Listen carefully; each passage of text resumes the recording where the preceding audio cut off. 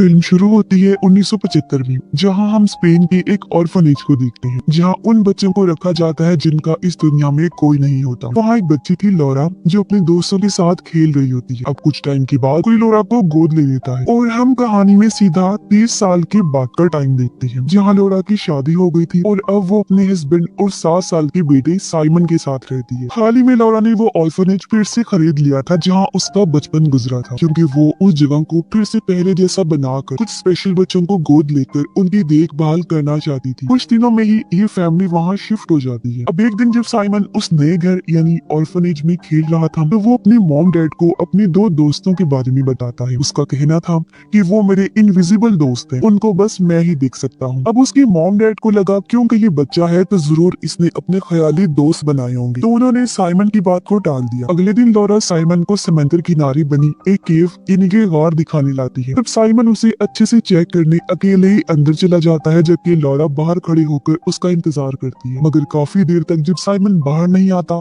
तो लौरा उसे ढूंढने अंदर चली जाती है। उसने देखा कि साइमन अकेले में वहाँ किसी से बातें कर रहा है, लेकिन जब लौरा ने चेक किया तो उसे वहाँ बच्चों के पैरों के निशानों के अलावा और कुछ भी नहीं मिलता। घर वापस जाते हुए साइमन रास्ते में बहुत सारी शेल्स सिपियां फेंक देता है, ताकि उसका नया दोस्त शेल्स का पीछा करते हुए उनके घर आ जाए। अगले दिन एक बूढ़ी औरत लौरा से मिलने आई। वो कहती है कि मैं एक सोशल वर्कर हूँ और डॉक्टर का काम भी करती हूँ। तब लौरा उसे घर के अंदर ले आती है। सोशल वर्कर साइमन के बारे में बात करती है और लौरा को उसकी फाइल दिखा। हमें पता चला कि साइमन उन दोनों का सगा नहीं बल्कि गोद लिया गया बेटा है। वो बताती है कि जब आपने साइमन को गोद लिया था, उससे पहले ही उसे एक बीमारी थी जिसका मैं इलाज कर रही थी। अब उसके डॉक्टर होने की वजह से मैं अब भी उसका इलाज करना चाहती हूँ। मगर लौरा ये कहकर मना कर देती है कि मेरे हस्बैंड खुद एक डॉक्टर हैं और मैं चाहती हूँ कि साइमन का इलाज बाहर जाकर नहीं बल्कि हमारी निगरानी में घर रहकर ही हो। इसलिए वो सोशल वर्कर से फाइल लेकर उसे वहाँ से भेज देती है। बीमारी को कंफर्म करने के लिए लौरा ने जब फाइल चेक की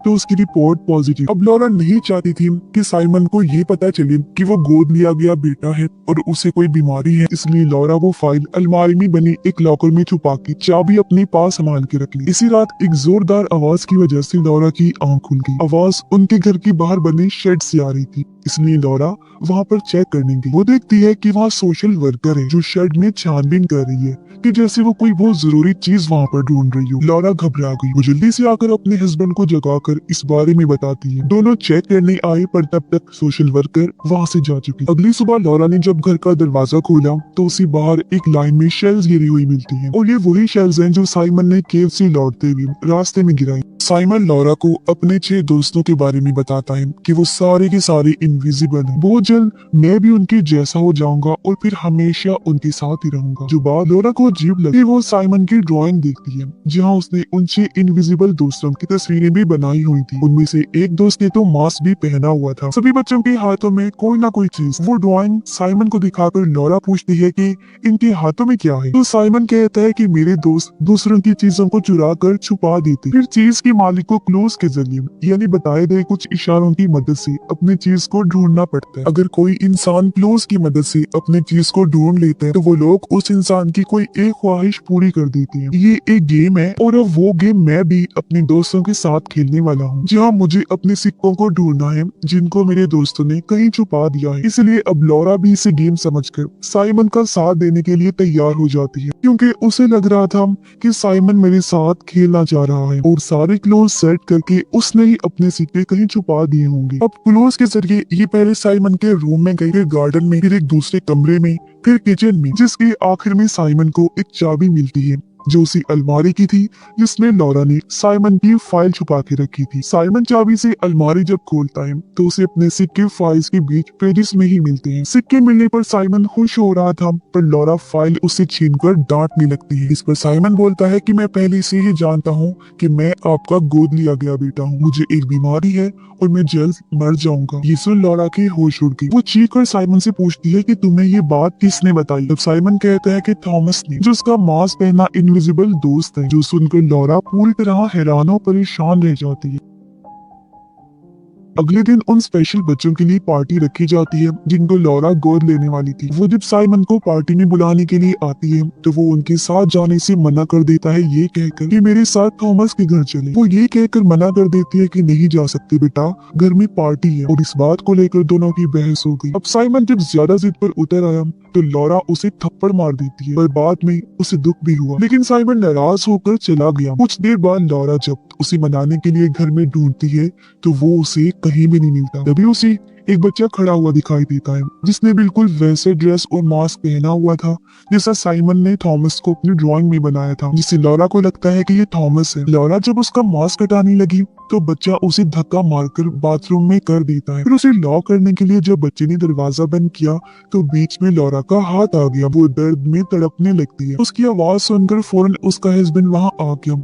वो दरवाजा खोलकर लॉरा को बाहर निकालता है। साइमन का अभी भी कुछ अता पता नहीं था। हर कोई उसे ढूंढने लगा। लॉरा भी उसे हर छोटे बड़े कमरे में ढूंढती है, मगर जब उसे एहसास हुआ कि वो घर पर नहीं है तब उसे ढूंढने वो समंदर किनारे चली गई। वो समंदर के बीच से गुजरते हुए केव की तरफ भागकर जाने लगती है, मगर इससे पहले वो डूबती। ठीक टाइम पर उसका हस्बैंड आकर उसकी जान बचा लेता है। इसके बाद लॉरा को हॉस्पिटल ले जाया गया और पुलिस साइमन को ढूंढने की कोशिश करती है, जिसके लिए वो केव में भी गए। अब लॉरा का हस्बैंड आकर उसे बताता है कि पुलिस को साइमन केव से नहीं मिला। वो बोलती है कि ऐसा कैसे हो सकता है, क्योंकि मैंने खुद उसे केव के बाहर खड़ा हुआ देखा, तभी मैं भागी थी। ये सुनकर पास खड़ी पुलिस डॉक्टर कहती है कि ये बस लॉरा का वहम है। उसका ये भी कहना था कि हो सकता है साइमन को आपके किसी रिश्तेदार या फिर जानने वाले ने अगवा कर लिया हो। ये सुनकर लॉरा और उसके हस्बैंड को उसे सोशल वर्कर का ख्याल आया। तब लॉरा पुलिस डॉक्टर को बताती है कि वो मेरे घर आई थी साइमन के बारे में बात करने। एक रात वो घर में भी घुस आई थी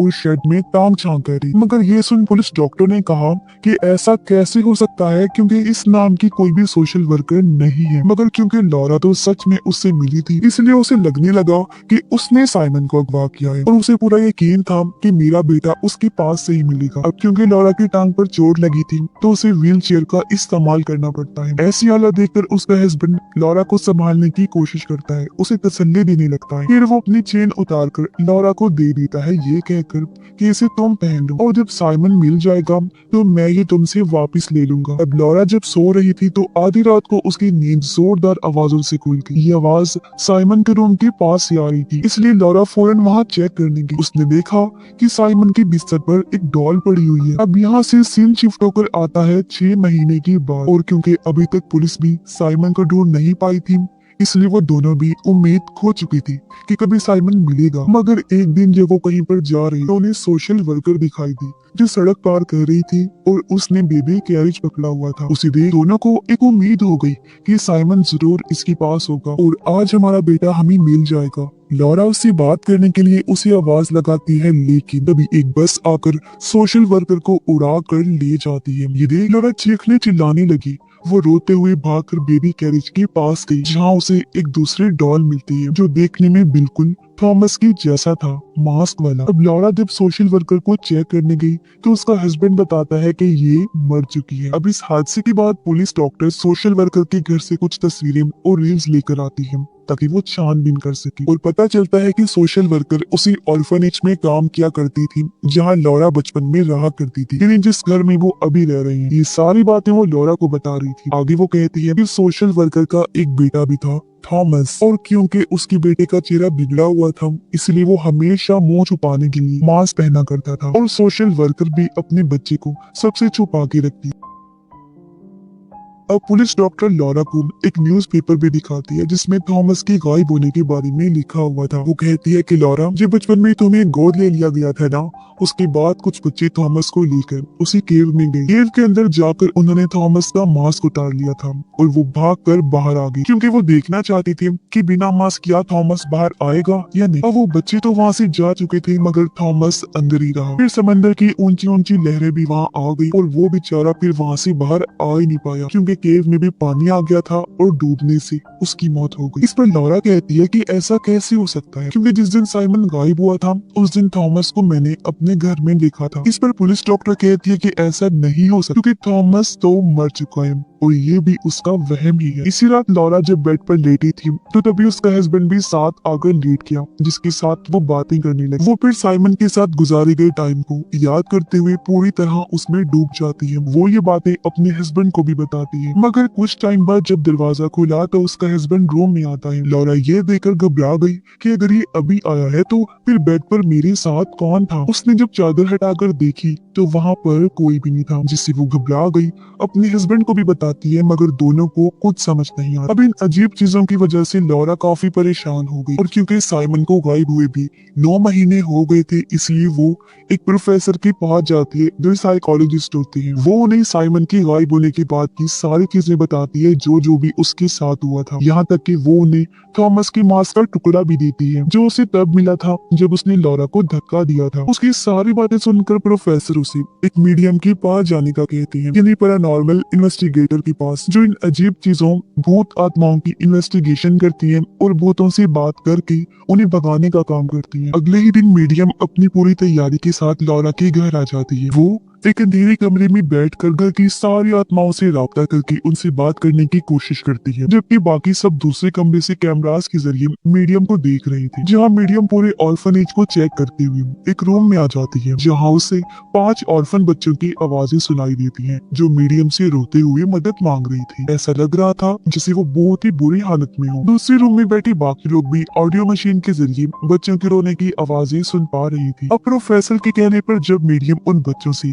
साइमन के बारे में पूछती है तो अचानक सभी मशीन्स की पावर चली जाती है, मशीन्स बंद हो गई और ये प्रोसेस इधर ही रोक दिया जाता है। फिर जब ये सारे लोग इकट्ठा हुए तो मीडियम लॉरा से माफी मांगती है कि मैं साइमन को नहीं ढूंढ पाई। वो ये भी कहती है कि जो लोग मरने वाले होते हैं या मौत के करीब जो होते हैं वो आत्माओं को देख सकते हैं। ये सुन लॉरा सोच में पड़ गई। उसे ख्याल आया कि साइमन को भी तो बीमारी थी, तो हो सकता है उसकी वजह से वो उन आत्माओं को देख पा रहा था जिन्हें वो अपने इनविजिबल दोस्त कहने लगा। ये सुनकर लॉरा के हस्बैंड को गुस्सा आ गया। वो इन सारी चीजों को फजूल ड्रामा बताकर प्रोफेसर और सबको अपने घर से चले जाने को कहता है। जाते जाते मीडियम लॉरा से कहती है कि तुम एक माँ हो और तुम्हारा अपने बच्चे के लिए जो प्यार है उसकी वजह से तुम साइमन को ढूंढ सकती हो। बस तुम्हें हर चीज पर गौर करना है और छोटी से छोटी चीज को नोटिस करना है। अब लॉरा फिर से उसी रूम में आ जाती है जहाँ मीडियम को बच्चों के रोने की आवाजें आई, और तभी खिड़की टूटकर नीचे बेंच पर गिर गई। लॉरा ने जब बेंच को चेक किया तो उसे वहाँ कुछ डॉल्स पड़ी हुई मिलती है, साथ ही साइमन की तस्वीर भी। ऐसा लग रहा था